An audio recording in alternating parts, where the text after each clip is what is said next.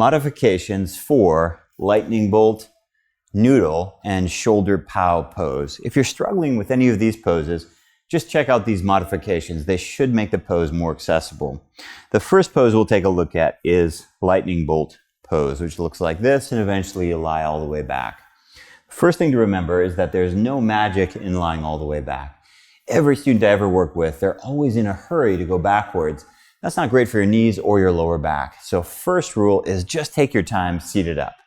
I can lie back comfortably. I still practice this pose seated up. It's still a great pose. It's an excellent way to practice, and it certainly is a lot more accessible. If you're here and you're feeling sharp shooting knee pain, joint pain, meniscus, ligament, I would like you to back off, and here's how you back off. A block under your bum, a block under your bum, a block under your bum, as much as you need to get up higher.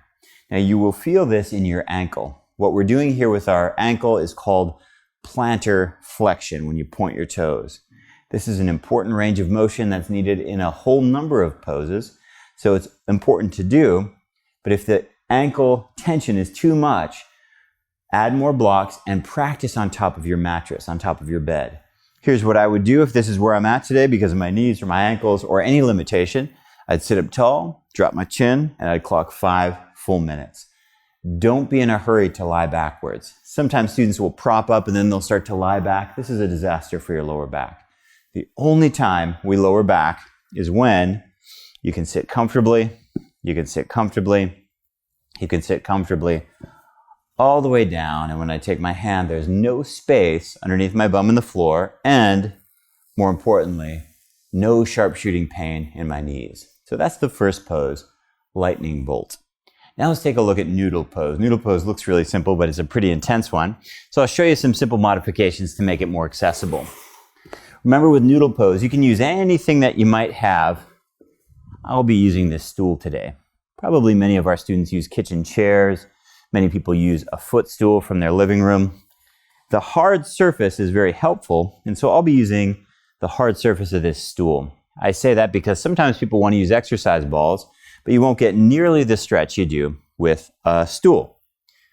When I position myself over the stool, I'd like to get the edge right about the base of my scapula, my shoulder blades, right about where a bikini would go on the back side of your back. Let me show you what I do here. I'll slowly find my place, and then extend my legs, extend my arms, drop my head back, and breathe. Now this gets pretty intense pretty quickly, and if you feel overwhelmed or any tension here, number one thing to do with your head and neck is to tuck your chin ever so slightly to lengthen your neck. Now, if this is still just too much, if you just feel like completely overwhelmed, you need to take this pose down lower to the ground. Keep in mind, I have 2 pillows here. You could use as many pillows as you need to. How would I take it lower to the ground? I just need to find something else that's closer to the ground to start with. You might use books, you might use blocks. Sometimes people use a soccer ball, something like that.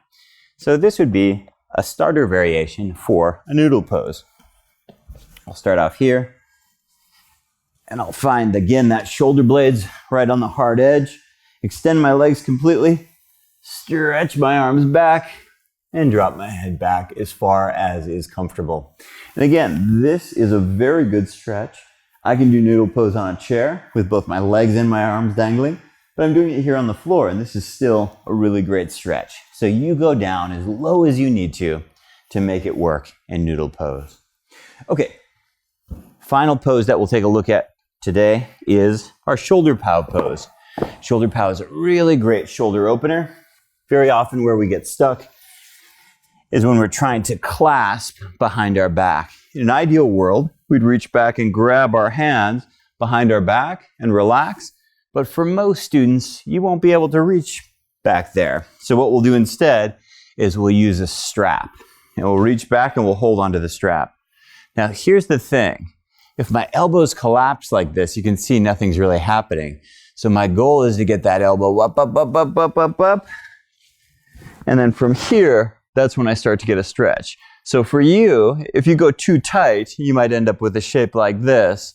I'd prefer you get looser, but get that one elbow is pointing up and one elbow is pointing down.